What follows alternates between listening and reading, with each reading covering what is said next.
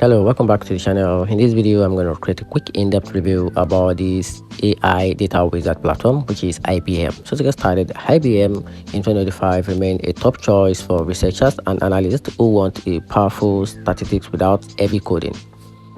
The latest version integrates AI features like AutoML, bias detection, and explainable model, all wrapped in a user-friendly interface. You can run regression and a predictive model with a simple click, while advanced user can script in Python or R inside the SPSS for deep customization. Its updated visual dark mode and a guided workflow make exploring and interpreting data smoother than ever, making it a reliable tool for social science, healthcare, and enterprise team.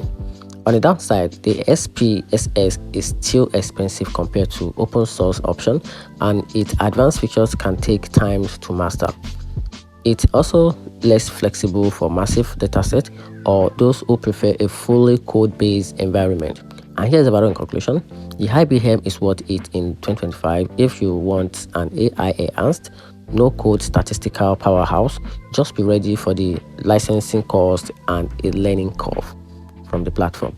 And that's it. Hope you find the video a little bit more helpful. If you did, turn on the notification button and subscribe for more. Thanks.